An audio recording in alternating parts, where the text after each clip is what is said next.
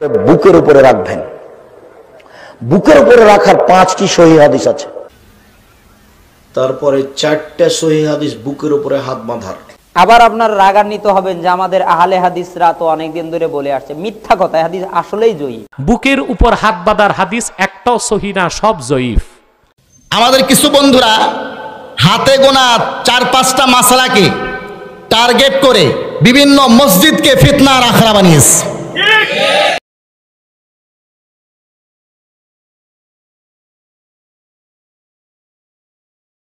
আমরা 30 কিলোমিটার দূর হতে আপনার আলোচনা শুনতে এসেছি। কয়েকটি প্রশ্ন আছে, মেহরবানি করে কোরআন ও হাদিসের আর উত্তর দিবেন। কিছু মানুষ বুকের উপর হাত বেঁধে নামাজ পড়ে, নামাজ শেষে ইমামের সহিত মোনাজাত করে না। আমাদের প্রশ্ন যে কোনো ফরজ নামাজ শেষে মোনাজাত করা যায় কিনা, বুকে হাত বাঁধা যায় কিনা? না, বুকের উপর হাত বাঁধার হাদিস একটাও সহিহ না, সব জয়ীফ, যা ইবনে তাইমিয়ার প্রধান ছাত্র ইবনুল কাইয়্যিম বর্ণনা করেছেন। বুকের উপর হাত বাঁধার যে হাদিস লামাযহাবীরা বর্ণনা করে, মূলত সহিহ ইবনে খোজাইমা থেকে হাদিসটি বর্ণনা করেছেন ওয়াইল ইবনু হুজুর রাদিয়াল্লাহু তাআলা আনহু। সকল মুহাদ্দিস একমত, ওয়াইল ইবনু হুজুর কর্তৃক বর্ণিত বুকের উপর হাত বাঁধার হাদিস সহ যত হাদিস আছে বুকের উপর হাত বাঁধার প্রত্যেকটাই জয়ীফ, একটাও সহিহ নয়। বরং নাবির নিচে হাত বাঁধার হাদিসগুলো সহিহ। এটা সিয়াসিত্তা 3টা কিতাবই আছে, আবু দাউদে, নাসাইতে, তিরমিজিতে। হযরত আলী বলেছেন ওয়ামিনাস সুন্নাতি ওয়াদউল আকুফি আলাল আকুফে তাহতা সুররা। সুন্নত হলো বাম হাত সমূহের উপর ডান হাত সমূহ ধরা হবে, নাবির নিচে বাঁধা হবে। এটা 3টা হাদিসের কিতাবে এসেছে, বর্ণনাকারী হযরতে আলী। অতএব এটি সুন্নাত, বুকের উপর হাত বাঁধা জয়ীফ। এটা আমরা মহিলাদের জন্য স্বীকৃতি দেই, কারণ পুরুষ শক্ত, মহিলা দুর্বল, জয়ীফ। জয়ীফের জন্য জয়ীফ হাদিস। আমাদের কিছু বন্ধুরা হাতে গোনা 4-5টা মাসালাকে টার্গেট করে বিভিন্ন মসজিদকে ফিতনার আখড়া বানিয়েছে। মুসলমান ভাইরা আমার, আমরা বলি না যে তারা যেভাবে নামাজ পড়ে এইভাবে নামাজ হয় না, এ কথা আমরা কোনোদিন বলিনি। তারা যেভাবে নামাজ পড়ে এভাবেও নামাজ হয়, কিন্তু এর চেয়ে আরো মজবুত দলিলে নামাজ পড়ে হানাফিরা। মুসলমান ভাইরা আমার, এ কথা ইনশাআল্লাহ আমি প্রমাণ করে দিব। হাতে গোনা 4-5টা মাসলা, আপনি হাতটা কোথায় বাঁধবেন? নারীদেরকে নিয়ে কোনো গন্ডগোল নাই, পুরুষরা হাত কোথায় বাঁধবে? বুকের উপরে না নাভির নিচে, এই নিয়ে গন্ডগোল। ইমামের পিছনে সূরা ফাতিহা না পড়লে নামাজ হবে নাকি হবে না, এই নিয়ে আর এক গন্ডগোল। ফাতিহাটা কোন রকম শেষ হতে না হইতেই চিল্লি করে আমিন বলা, এইটাই নিয়ে আর এক সমস্যা। রুকুতে যাওয়ার সময়, রুকুর থেকে ওঠার সময় ঘোড়ার লেজের মতো হাত উঠাবেন নাকি উঠাবেন না, এইটা আর একটা মাসলা। কয়টা হলো ভাই? 4টি মাসলা। এই 4টি মাসলা নিয়ে সমস্যা, আর বাকি মাসলাগুলোতে সবাই আমরা একই রকম নামাজ পড়ি। কথা ঠিক না? শুধুমাত্র কেবলমাত্র একমাত্র এই 4টি মাসলাতে অন্যদের থেকে ব্যতিক্রম ধর্মী আমল করাকে তারা নাম দিয়েছে এইটা সহিহ হাদিস মোতাবেক আমল, এইটাই সহিহ নামাজ। এর ব্যতিক্রম যারা নামাজ পড়বে তাদের নামাজ সহিহ হাদিস মোতাবেক হয় না, এই ধরনের কথা বলে নাকি বলে না? এবার আসুন আমরা একটু বাস্তবতা দেখি যে বিশুদ্ধ হাদিস মোতাবেক, বেশি সহিহ হাদিস মোতাবেক আমল কোনটা। হাত বাঁধা থেকেই আমরা শুরু করি। হাত বাঁধা নামাজের শুরু। তো হাতটা আপনি কি বুকের উপরে বাঁধবেন না নাভির নিচে বাঁধবেন, এইটা নিয়ে দ্বন্দ্ব। আমাদের কিছু বন্ধুরা বলেন বুকের উপরে যদি হাত না বাঁধে পুরুষেরা, তাহলে তাদের নামাজই হবে না, কারণ সহিহ হাদিস মোতাবেক সে নামাজ পড়লো না,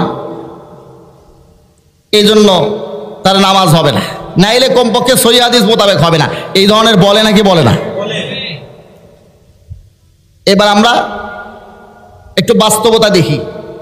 বুকের উপরে হাত বাঁধার পুরুষদের জন্য, বুকের উপরে হাত বাঁধার, মনে রাখবেন, পুরুষদের জন্য বুকের উপরে হাত বাঁধার কোনোই সহিহ হাদিস নেই। এই যে বুখারী শরীফ আমার হাতে আছে, বুখারী শরীফের কথা ওনারা খুব বেশি বলেন। এটা হলো বুখারী শরীফ প্রথম খণ্ড।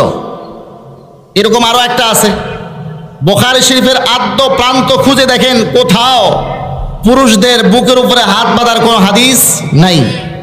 বুখারী শরীফ বাদ দিয়াও আরো হাদিসের যত কিতাব আছে, কোন কিতাবের মধ্যে সহিহ সনদে যে হাদিসটাকে সহিহ বলা যেতে পারে সহি সনদে সহি কোনো হাদিস বুখারী শরীফ বাদ দিয়াও হাদিসের ভান্ডারের কোনো কিতাবের মধ্যে পুরুষদের বুকে হাত বাঁধার ব্যাপারে কোনো সহি হাদিসই নেই, যা আছে সব দুর্বল। বুকের উপরে হাত বাঁধার সবচেয়ে মজবুত দলিলটি রয়েছে ইবনে খুজাইমা শরীফে। ইবনে খুজাইমা শরীফ খণ্ড নম্বর 1 পৃষ্ঠা নম্বর 207 হাদিস নম্বর 479, এই যে সবুজ কালারের একটা কিতাব আমার হাতে আপনারা দেখছেন, সহি ইবনে খুজাইমার অরিজিনাল নুসখা, বাইরুত থেকে ছাপায় নুসখার 1 নম্বর খণ্ডের 207 নম্বর পৃষ্ঠা।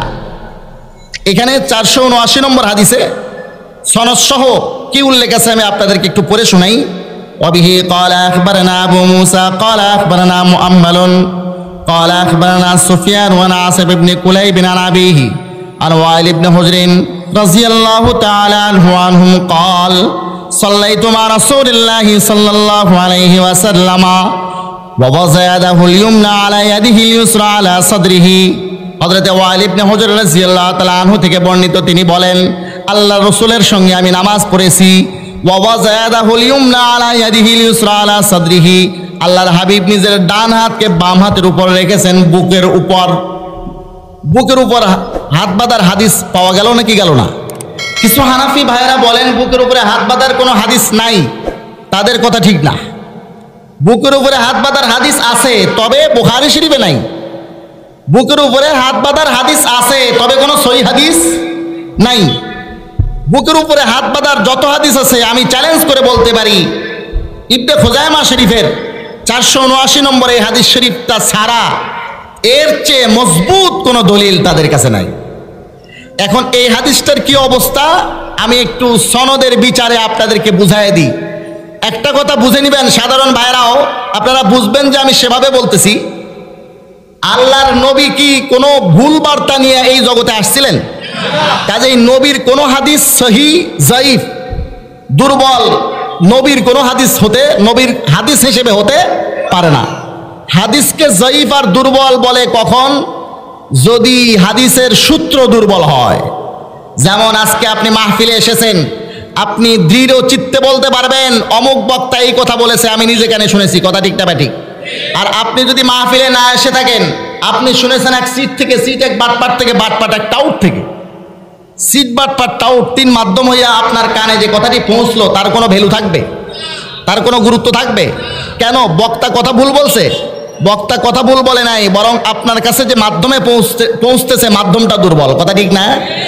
সনদ যদি দুর্বল হয় হাদিসকে দুর্বল বলে। মুসলমান ভাইরা আমার, এই হাদিস শরীফটা যেটা আমি আপনাদেরকে পড়ে শোনালাম ইবনে খুজাইমা শরীফ থেকে, লামাজহাবী বন্ধুদের বুকের উপরে হাত বাঁধার সবচেয়ে মজবুত দলিল, আমাদের এই বন্ধুরা এই হাদিসটা দিয়েই দলিল দিয়ে থাকেন, তাদের সবচেয়ে মজবুত দলিল এটি। তবে এই হাদিসটা দুর্বল কেন? এই হাদিসের সূত্রের মধ্যে রয়েছে মুআম্মাল নামের একজন ব্যক্তি, যার পূর্ণ নাম মুআম্মাল বিন ইসমাইল। এই মুআম্মাল বিন ইসমাইল দুর্বল।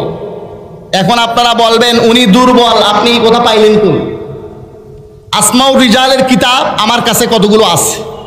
সাধারণভাবে আসমাউর রিজালের কিতাব ওলামা একরাম যারা আছেন সবাই জানেন, তাকরিবুত তাহজিব, তাহজিবুত তাহজিব, সিয়ার ও আলামিন নুবালা, মিজানুল ইআতিদাল, লিসানুল মিজান, এই কিতাবগুলো আমার সঙ্গে রয়েছে। এইগুলো কিতাবও মাযহাবপন্থীদের লেখা, তারাও কোনো না কোনো মাযহাব মানতেন। এজন্য আমাদের এই সকল বন্ধুরা বলতে পারেন এই সমস্ত কিতাব থেকে দলিল দিলে যে তারাও তো মাযহাব মানত। এজন্য লামাযহাবী বন্ধুদের অন্যতম মান্যবর, যাকে তারা খুব বেশি মানেন, এমন একজন ব্যক্তিত্বের কিতাব থেকে দলিল দিচ্ছি। শেখ নাসিরউদ্দিন আলবানী রাহিমাহুল্লাহ, আরব বিশ্বের এই বরেণ্য লেখককে তারা 1000 বছরের শ্রেষ্ঠ মুহাদ্দিস বলেন। তার লেখা কিতাব এই যে আমার হাতে আপনারা দেখতেছেন লাল কালারের একটা কিতাব, এই কিতাবটা রিয়াজ থেকে ছাপা। রিয়াজ থেকে ছাপা এই কিতাবটা, এর নাম হলো সিলসিলাতুল আহাদিসিস যায়িফা ওয়াল মাওযুআ, জাল এবং দুর্বল হাদিসের ধারাবাহিক আলোচনা। তো জাল দুর্বল হাদিসের ধারাবাহিক আলোচনার এই কিতাবটা আলবানী রাহিমাহুল্লাহর লেখা। এই কিতাবটার 1 নম্বর খণ্ডের 211 পৃষ্ঠায়, 2 নম্বর খণ্ডের 293 পৃষ্ঠায়, 3 নম্বর খণ্ডের 227 পৃষ্ঠায়, 4 নম্বর খণ্ডের 455 নম্বর পৃষ্ঠায় শেখ আলবানী রাহিমাহুল্লাহ বুকের উপরে হাত বাঁধার এই বর্ণনাকারীকে অত্যন্ত দুর্বল বলেছেন। সরাসরি তার কিতাব থেকে আমি আপনাদেরকে পড়ে শুনাই। এই হাদিসের মধ্যে যে রাবি ছিল, রাবির নামটা কি বলেছিলাম? মুআম্মাল বিন ইসমাইল। দেখুন, এটা হলো আলবানী রাহিমাহুল্লাহর কিতাব সিলসিলাতুল আহাদিসিস যায়িফা, সিলসিলাতুল আহাদিসিস যায়িফা ওয়াল মাওযুআ, প্রথম খণ্ড 211 পৃষ্ঠায়। এখানে আলবানী রাহমাতুল্লাহ আলাইহি লেখেন, ফাইন্না মুআম্মাল ইবনে ইসমাইল সাদুকুন কাসীরুল খতাই। মুআম্মাল ইবনে ইসমাঈল কথাবার্তা সত্যবাদী হইলেও হাদিস বর্ণনার ক্ষেত্রে খুব বেশি ভুল করতেন। তো খুব বেশি ভুল যিনি করেন তার হাদিস যায়ীফ বা দুর্বল হয়। এটা হলো দ্বিতীয় খণ্ড। এই দ্বিতীয় খণ্ডের 293 নম্বর পৃষ্ঠার মধ্যে শেখ আলবানী রহমতুল্লাহ আলাইহি বুকের উপরে হাত বাঁধার এই বর্ণনাকারী সম্পর্কে বলেন, মুআম্মাল ইবনে ইসমাঈল ফাইন্নাহু যায়ীফুন লিসুই হিফজি ওয়া কাসরাতি খাতাইহি। মুআম্মাল ইবনে ইসমাঈল দুর্বল, তার স্মরণ শক্তি খারাপ হওয়ার কারণে, খুব বেশি ভুল করার কারণে। তৃতীয় খণ্ডের 227 নম্বর পৃষ্ঠার মধ্যে শেখ আলবানী রহমতুল্লাহ আলাইহি বুকের উপরে হাত বাঁধার এই বর্ণনাকারী সম্পর্কে বলেন, ওয়াল মুআম্মাল হাদা যায়ীফুন লিসুই হিফজি, এই মুআম্মাল দুর্বল, তার স্মরণ শক্তি খারাপ হওয়ার কারণে। চতুর্থ খণ্ডের 455 নম্বর পৃষ্ঠার মধ্যে শেখ আলবানী রহমতুল্লাহ আলাইহি বুকের উপরে হাত বাঁধার এই বর্ণনাকারী সম্পর্কে বলেন, ওয়াহাদা ইসনাদুন যায়ীফুন ইল্লাতুল মুআম্মাল ওয়াহাদা, এই সূত্র দুর্বল, তার কারণে এই মুআম্মাল। তাইলে বুকের উপরে হাত বাঁধার এই হাদিসটা মজবুত না দুর্বল? মজবুত না দুর্বল? অনেক দুর্বল। তো এই যে বুকের উপরে হাত বাঁধার যে হাদিসটা সবচেয়ে মজবুত দলিল তাদের, সেইটারই এই অবস্থা। তাইলে বাকিগুলোর অবস্থা আপনারা সহজেই অনুমান করতে পারবেন। এক লোকের বলে 10টা ছেলে ছিল, তার মধ্যে যেটা সবচেয়ে ভালো, এটা যখন পেশাব আসতো গাছের মাথায় উঠে মানুষের মাথায় পেশাব করত, এটা হলো 10 বেটা সবচেয়ে ভালোটা। তাহলে বাকিগুলো কিরকম? সবচেয়ে মজবুত দলিল বুকের উপরে হাত বাঁধার যেটা, সেটারই অবস্থা। তাইলে বাকিগুলো আপনারা সহজেই অনুমান করতে পারবেন। তো মুসলমান ভাইরা আমার, এরপরেও আমরা বলি না, কোনোদিন বলিনি, আজও বলছি না, বলি না আমরা যে তাদের নামাজ হয় না অথবা তাদের নামাজ বাতিল হয়, তাদের নামাজ হয় না, এই ধরনের কথা আমরা কখনো বলি না।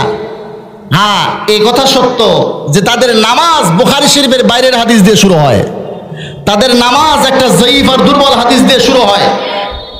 আমি বলি সারাদিন সহিহ হাদিসের স্লোগান মুখে আওড়াও, অপরকে বলো তোমাদের নামাজ সহিহ হাদিস মোতাবেক হয় না, বুখারী শরীফের হাদিস মোতাবেক হয় না।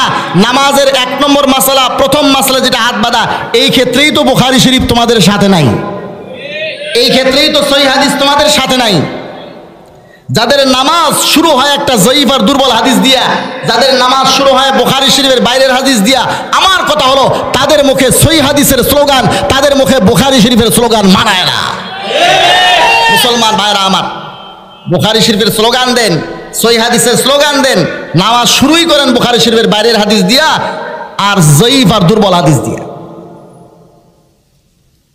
আমাদের লামাজহাবী বন্ধুদের যে আমলটা নিয়ে তাদের গর্ব, যে তারা সহিহ হাদিস মোতাবেক নামাজ শুরু করে, তাদের নামাজ শুরু হয় সহিহ হাদিস দিয়া না দুর্বল হাদিস দিয়া? তাদের নামাজ শুরু হয় বুখারী শরীফের হাদিস দিয়া না বুখারী শরীফের বাইরের হাদিস দিয়া? কাজেই ওনাদের মুখে বুখারী শরীফের হাদিস মানায় না। তোমরা কেমনে অন্যদেরকে বলো তোমাদের নামাজ বুখারী শরীফের হাদিস মোতাবেক হয় না? কেমনে অন্যদেরকে বলো তোমাদের নামাজ সহিহ হাদিস মোতাবেক হয় না? এখন আসেন, আপনারা বলতে পারেন যে আমাদের নামাজ এটা কি সহিহ হাদিস মোতাবেক হচ্ছে, বুখারী শরীফের হাদিস মোতাবেক হচ্ছে? আমরা নাভির নিচে হাত বাঁধি। এখন নাভির নিচে হাত বাঁধার হাদিসটা কোথায় আছে? মুসলমান ভাইরা আমার, তাইলে বুখারী শরীফ দিয়েই শুরু করি। বুখারী শরীফ খণ্ড নম্বর 1 পৃষ্ঠা নম্বর 159, এটা হলো মেইন কিতাব, এটা বুখারী শরীফ এর 1 নম্বর খণ্ডের 159 নম্বর পৃষ্ঠা। আর লামাজহাবী বন্ধুদের লেখা একটা বুখারী আছে, সহিহুল বুখারী, যেটা তারা তাওহিদ পাবলিকেশনস থেকে ছেপেছে। এই তাওহিদ পাবলিকেশনসের বুখারী শরীফের 1 নম্বর খণ্ডের 579 পৃষ্ঠা। এখানে দেখুন 579 পৃষ্ঠা তাদের ছাপাখানার সহিহুল বুখারী যেটা আছে সেইটার, আর মেইন কিতাবের 159 পৃষ্ঠা। এই কিতাব থেকে সরাসরি আমি আপনাদেরকে পড়ে শোনাই। দেখুন, ওয়াজা আলিয়্যুন রাযিয়াল্লাহু আনহু কাফফাহু আলা রুসগিহিল আইসারি, হযরত আলী রাদিয়াল্লাহু তাআলা আনহু নিজের ডান হাতের তালু বাম কবজির উপর রাখতেন। এখানে দেখুন ওনারা অনুবাদ করছেন আমাদের লামাজহাবী বন্ধুরা, আলী রাদিয়াল্লাহু তাআলা আনহু সালাতে সাধারণত তার ডান হাতের পাঞ্জা বাম হাতের কবজির উপরে রাখতেন। এটা হলো তাদের সহিহুল বুখারী, যেটা তারা তাওহিদ পাবলিকেশনস থেকে ছেপেছে, তার 1 নম্বর খণ্ডের 579 পৃষ্ঠা। হযরত আলী রাদিয়াল্লাহু তাআলা এই হাদিস শরীফটি এখানেই রয়েছে। মুসলমান বন্ধুরা, মুসলমান ভাইরা আমার, এবারে আসুন আমরা এই হাদিসটি নিয়ে একটু গবেষণা করি। হযরত আলী রাদিয়াল্লাহু তাআলা আনহু ডান হাতের তালু বাম হাতের কবজির উপরে রাখতেন। এভাবে রেখে ছেড়ে দেন তো দেখেন যায় কোথায়? কোথায় যাবে? নাভির নিচে।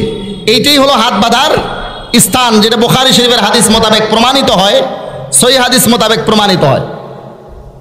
হযরত আলী রাদিয়াল্লাহু তাআলা আনহু এই হাদিসটা যদি আরো ক্লিয়ার, আরো পরিষ্কার দেখতে চাই, তাইলে ইমামে বুখারী রাহমাতুল্লাহ আলাইহির ওস্তাদের কিতাব মুসনাদুল ইমাম আহমদ ইবনে হাম্বল, খণ্ড নম্বর 2, পৃষ্ঠা নম্বর 222, হাদিস নম্বর 875, এখানে আমরা দেখতে পারি 52 খণ্ডের এই কিতাবটা সোহাইব আরনাউত রাহমাতুল্লাহ আলাইহির তাহকিক সহ সেফে এসেছে। মুসনাদুল ইমাম আহমদ ইবনে হাম্বল এর 2 নম্বর খণ্ডের 222 নম্বর পৃষ্ঠার 875 নম্বর হাদিস, হযরত আলী রাদিয়াল্লাহু তাআলা এই হাদিস শরীফটা এখানে উল্লেখ আছে, দেখুন। আনা আলী রাদিয়াল্লাহু আনহু قال ইন্না মিনাস সুন্নাতি ফিস সালাতি ওয়া যালা কুফি আলাল আকুফি তাতা সুরাতি, নিশ্চয়ই নামাজের মধ্যে সুন্নত হলো এক হাতের তালু আর এক হাতের তালুর পিঠের উপরে রাখা, এক হাতের তালু আর এক হাতের তালুর পিঠের উপরে রাখা। মুসলমান ভাইরা আমার, ইমামে বুখারী রাহমাতুল্লাহ আলাইহির আরো একজন ওস্তাদের কিতাব আমি আপনাদেরকে দেখাবো। এই কিতাবটার নাম মুসান্নাফ ইবনে আবি শাইবা। ইমাম বুখারী রাহমাতুল্লাহ আলাইহির সুপ্রিয় ওস্তাদ ইমাম আবু বকর ইবনে আবি শাইবা লিখিত। ইমাম বুখারী রাহমাতুল্লাহ আলাইহির জন্ম 194 হিজরিতে, আর এই লেখকের জন্ম 159 হিজরিতে। ইমামে বুখারী রাহমাতুল্লাহ আলাইহির ইন্তেকাল 256 হিজরিতে, এই লেখকের ইন্তেকাল 235 হিজরিতে। মুসান্নাফ ইবনে আবি শাইবা, খণ্ড নম্বর 3, পৃষ্ঠা নম্বর 320, হাদিস নম্বর 3959। এই কিতাবটার মধ্যে আপনি 3959 নম্বর হাদিসটা একটু বের করে দেখুন। সহিহ সনদে নাভির নিচে হাত বাঁধার হাদিস এখানে উল্লেখ রয়েছে। ওয়াবিহি ক্বালা হাদাসানা ওয়াকিউন আন মুসা ইবনে উমাইরিন عن علقمة بن وائل بن حجر عن أبيه رضي الله تعالى عنه عنهم قال رأيت النبي صلى الله عليه وسلم وضع يمينه على شماله في الصلاة تحت السرة। হযরত ওয়াইল ইবনে হুজর বলেন, আমি আল্লাহর নবীকে দেখেছি, আল্লাহর নবী নিজের ডান হাতকে বাম হাতের উপর রেখেছেন ফিস সালাতি, নামাজের মধ্যে তাহতা সুররাতি। তাহতা মানে নিচে, সুররা মানে নাভি। তাহতা মানে নিচে, সুররা মানে নাভি। তাহতা সুররাতি মানে হলো নাভির নিচে, নাভির নাভির নিচে হাত বাঁধার সহিহ হাদিস আছে না নাই? আমি ইমাম বুখারী রাহমাতুল্লাহ আলাইহির কিতাব দেখালাম, ইমাম বুখারী রাহমাতুল্লাহ আলাইহির 2 জন ওস্তাদের কিতাব দেখালাম। এবারে আসুন